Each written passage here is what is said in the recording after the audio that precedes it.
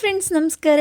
ಈ ಒಳ್ಳೆ ಮಳೆಗೆ ಚಳಿಗೆ ಹುರುಳಿಕಾಳು ಸಾಂಬಾರನ್ನ ಯಾವ ರೀತಿ ಮಾಡೋದು ತೋರಿಸ್ತೀನಿ ಬನ್ನಿ. ಫಸ್ಟು 1 ಸ್ಪೂನು ಜೀರಿಗೆ, 2 ಸ್ಪೂನು ಧನಿಯಾವನ್ನು ಲೋ ಫ್ಲೇಮಲ್ಲಿ ನೀಟಾಗಿ ಹುರ್ಕೊಂಡು ತಣ್ಣಗಾದ ನಂತರ ಮಿಕ್ಸಿ ಜಾರಿಗೆ ಹಾಕ್ಕೊಳ್ತಾ ಇದ್ದೀನಿ.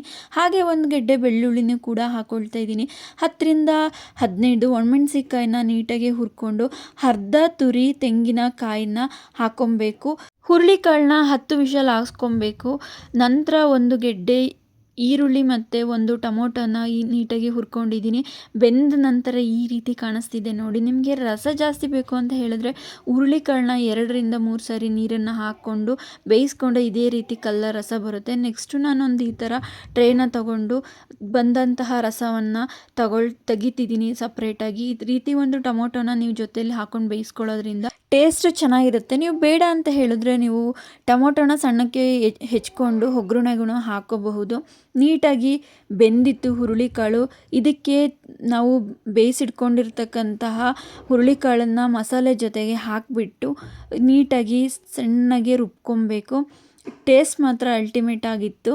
ಈ ಮಳೆಗಾಲದಲ್ಲಿ, ಚಳಿಗಾಲದಲ್ಲಿ ಮಲೆನಾಡಿನಲ್ಲಿ ಫೇಮಸ್ ಆದಂತಹ ಹುರುಳಿಕಟ್ಟು ಸೂಪರಾಗಿತ್ತು.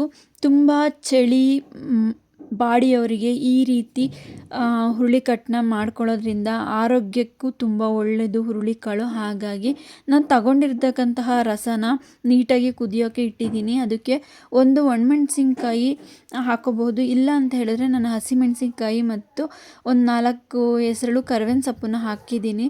ಫ್ಲೇವರ್ ಚೆನ್ನಾಗಿ ಬರುತ್ತೆ ಅಂತ ಹೇಳಿಬಿಟ್ಟು ನಂತರ ನೀಟಾಗಿ ರುಬ್ಕೊಂಬಂದಿರ್ತಕ್ಕಂಥ ಮಸಾಲೆನ ಹಾಕಿ ಅದನ್ನು ಕುದಿಸ್ಬೇಕು. ಹಾಗೆ ನಾನು ಸ್ವಲ್ಪ ಹುಣಸೆಹಣ್ಣನ್ನು ಹಾಕ್ತಾಯಿದ್ದೀನಿ. ತುಂಬಾ ಚೆನ್ನಾಗಿದೆ ನೋಡಿ. ನೀವು ಕಲರ್ ನೋಡಿದ್ರೆ ಗೊತ್ತಾಗುತ್ತೆ ಸಾಂಬಾರು. ನೀವು ಒಂದ್ಸತಿ ಟ್ರೈ ಮಾಡಿ ನೋಡಿ. ಮುದ್ದೆಗಂತೂ ಸೂಪರಾಗಿರುತ್ತೆ.